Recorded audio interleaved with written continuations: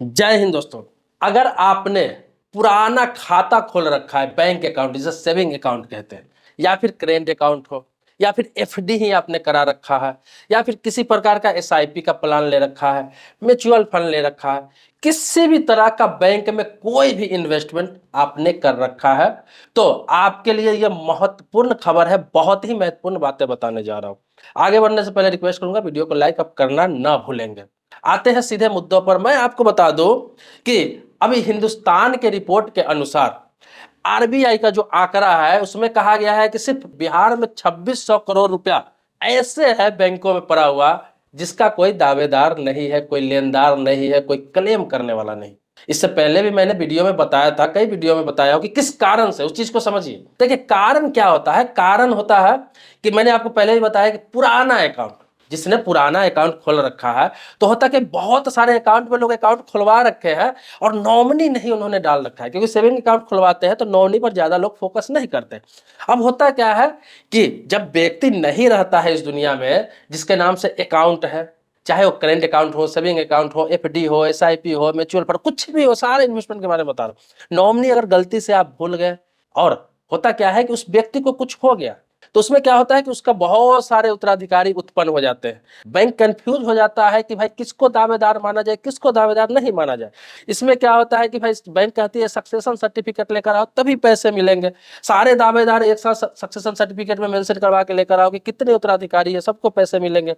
होता क्या है, आपस में लोगों की लड़ाइयाँ हो जाती है, पैसे के लालच में बहुत सारे लोग दावा करने आ जाते हैं जब कोई व्यक्ति के नॉमिनी नहीं रहता है तो। और होता क्या है कि पैसा अटक जाता है, किसी को पैसा नहीं मिलता। तो ऐसे भी बैंक में पैसे बहुत सारे पड़े हुए हैं। इसके अलावा आपको बता दो कि ऐसा भी होता है कि नॉमिनी आपने डाल रखा है, नॉमिनी का डेथ हो गया, आपने नॉमिनी दोबारा अपडेट ही नहीं किया, तो इस कारण भी होता है। बहुत सारे लोग ऐसे भी हैं जो जैसे अकाउंट खुलवा के रखते हैं, 2 3 4 सेविंग अकाउंट खुलवा के रखते हैं, और एक अकाउंट ऐसा रखते हैं जिस पर वो पैसा रख रखे होते हैं 10,000 20,000 50,000 1 लाख 2 लाख, जितना उसका सक्षम में रखते हैं कि उस पैसा को मुझे छेड़ना नहीं है, छूना नहीं है, मैं सेविंग के लिए रख रखा हूँ, कभी जरूरत आएगा तो काम करूंगा, कभी जरूरत आएगा, कभी लड़की का शादी करना हो, घर बनाना हो, बच्चे के एजुकेशन के लिए, तभी निकालूंगा, और वो सेफ्टी के लिए वहाँ पे जमा करके छोड़ देते हैं। अब होता क्या है कि वो 2 साल बाद फ्रीज हो जाता है, आप लेन देन नहीं करते रहते हैं, 3 साल बाद डेड हो जाता है, 10 साल बाद वो पैसा ऐसे ही आरबीआई के अंडर में चला जाता है। तो सेविंग अकाउंट का मतलब होता है कि आपको लेन देन करना है, 2 साल के अंदर में आपको किसी भी प्रकार से लेन देन करना ही करना है, और कोशिश करें कि आप महीने में एक बार लेन देन जरूर करें अगर एक्टिव रखना है अकाउंट को। तो ऐसे भी बहुत सारे अकाउंट है जो ऐसे ही पड़े हुए हैं, लोग लेन देन नहीं करते हैं 10 साल 15 साल, और होता है कि वो भी पैसा बेकार चला जाता। आपको इस तरह के पैसे रखने की, लॉन्ग टर्म के लिए सेविंग रखना है, जरूरत पे निकल जाए, तो आप एफडी करा लीजिए, कभी भी एफडी तोड़ सकते हैं। इसके अलावा एसआईपी करा लीजिए, म्यूचुअल फंड में पैसा डाल दीजिए, पोस्ट ऑफिस में इन्वेस्ट कर लीजिए। लेकिन आप सेविंग अकाउंट पर लॉन्ग टर्म के लिए कहीं अकाउंट खोल के आपने 10 साल के लिए करके पैसा ऐसे छोड़ दिया, उससे कोई फायदा नहीं है, और इंटरेस्ट भी कम मिलता है, मात्र 1 2 3% इंटरेस्ट मिलता है ईयरली। तो इसके अलावा और भी आपको बताता हूं कि बहुत सारे ऐसे खाता है जो निष्क्रिय है, मतलब उसमें लेन देन हो ही नहीं रहा है। जैसे आपने देखा होगा कि जनधन खाता लोग 2014 में बहुत सारे लाखों करोड़ों की संख्या में खुलवाए, और बहुत सारे लोग ऐसे जो खुलवा के छोड़ दिए, दोबारा झांकने भी नहीं गए। किसी पे 200, किसी पे 400, किसी पे 500, किसी पे 1000 पड़ा हुआ है। ये भी पैसा देश में बता दूं लगभग 12,500 करोड़ रुपया ऐसे पड़े हुए हैं जिसका कोई दावेदार नहीं। तो ऐसे ऐसे करके सिर्फ बिहार में 2600 करोड़ रुपया ऐसे पैसा है जिस पर कोई दावा करने वाला नहीं है। इसके अलावा पूरे देश की बात बताओ तो 42,500 करोड़ रुपया ऐसे पैसे पड़े हुए हैं आरबीआई के पास जिसका कोई दावा करने वाला नहीं है, कोई दावेदार नहीं है। तो आपको बता दो कि इस परिस्थिति में आपके पास भी अगर 2 अकाउंट 3 अकाउंट 4 अकाउंट, कहीं इन्वेस्टमेंट, कोई एफडी, कोई म्यूचुअल फंड या कुछ भी है, एक बार आप जाकर जरूर चेक करा लें। अगर आपको याद नहीं है कि मैंने नॉमिनी डाला है या नहीं डाला है, या भूल गया हूं, या है या नहीं है, पुराना खाता है, या फिर नॉमिनी जिसको आपने डाला है हो सकता है वो नहीं है, तो अपडेट कराने के लिए तो एक बार जाकर जरूर चेक कर ले आप। सरकार बार बार समय दे रही है, इसके भी निर्धारित तिथि किया गया है, लेकिन आपको मौका दिया जा रहा है कि जितना जल्दी हो सके आप नॉमिनी अपडेट करा लें। और जो निष्क्रिय खाता है, जिसका आप लेन देन नहीं कर रहे, लगता है उपयोग में है ही नहीं, उसको जाकर बंद करा ले। कुछ नहीं करना होता है, बस एक एप्लीकेशन देंगे और अपना आईडी देंगे, आपका खाता बंद कर दिया जाएगा। ऐसे भी 2 साल बाद फ्रीज कर दिया जाता है, 3 साल बाद डेड कर दिया जाता है और 10 साल बाद उसमें का पैसा भी आरबीआई द्वारा निकाल लिया जाता है, मतलब उसको जब्त कर लिया जाता है और वो वेलफेयर में खर्च कर दिया जाता है। आरबीआई किसी का पैसा रखता नहीं, ये बात समझ लीजिए।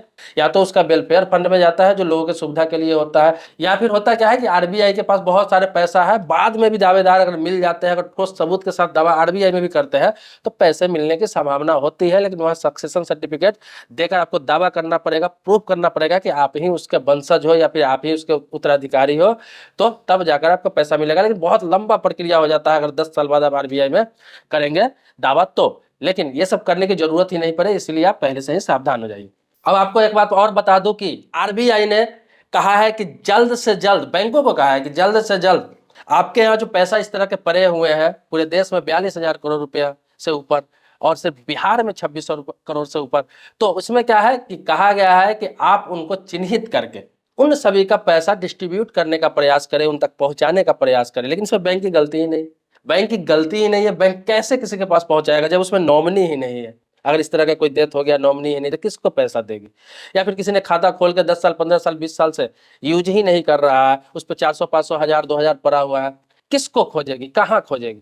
आपको मोबाइल पे मैसेज दे सकती है, नोटिस दे सकती है, हो सकता है बहुत सारे लोग का ऐसा भी जो एड्रेस चेंज हो जाता है, बहुत सारे चीजें होती है। बैंक अगर इसमें अगर उलझना चाहे तो पता चलेगा बैंकिंग का कोई कार्य ही नहीं होगा और बैंक को सारा स्टाफ को इसमें लग जाना पड़ेगा, तब जाकर ये क्लियर होगा। बैंक की कोई गलती नहीं, क्योंकि जो इंसान खाता खुलवाता है, जो इंसान अकाउंट खुलवाता है, जो इंसान अपनी मेहनत की कमाई उसमें रखता है, जब वो लापरवाह हो जाता है, जब वो जिम्मेदारी को नहीं समझता है, अपने पैसे को पैसा नहीं समझता है, अपने पैसे को सुरक्षित नहीं करता है, सारा चीज ऑप्शन होने के बाद भी, तो बैंक क्यों जाए इतना टेंशन लेने के लिए? बैंक तो है कि मेरे पास है भाई, जो आएगा ले जाओ, जिसका है वो अपना प्रूफ के साथ में। मैं जागरूकता के लिए समय समय पर आपको इस तरह के टॉपिक देता रहता हूँ, वीडियो बनाता रहता हूँ, कोई भी अपडेट आता है बताता रहता हूँ। आपके मन में कोई सवाल है, कुछ पूछना है, कुछ जानना है, बैंकिंग से संबंधित, इन्वेस्टमेंट से संबंधित, फाइनेंस से संबंधित, इंश्योरेंस से संबंधित, लोन से संबंधित, इसके अलावा बहुत सारे टॉपिक, पोस्ट ऑफिस, तो मैं उस टॉपिक को वीडियो बना दूंगा। आप कमेंट बॉक्स में लिखेंगे तो जरूर बनाऊंगा, सबके टॉपिक को मैं एक एक करके वीडियो बनाता हूँ। मेरे सब्सक्राइबर आप नहीं है अभी तक तो चैनल को सब्सक्राइब कीजिए, बगल में बेल घंटी है उसको भी आप दबा लेंगे, ताकि इसी तरह के इन्फॉर्मेशन वाली वीडियो आपको मिलता रहे। लेकिन पुराने सब्सक्राइबर है तो इसके लिए कोटि कोटि धन्यवाद देता हूँ, आभारी हूँ आपका। मिलते हैं नेक्स्ट वीडियो में एक नए मुद्दे के साथ, तब तक के लिए शुक्रिया, धन्यवाद, जय हिंद दोस्तों।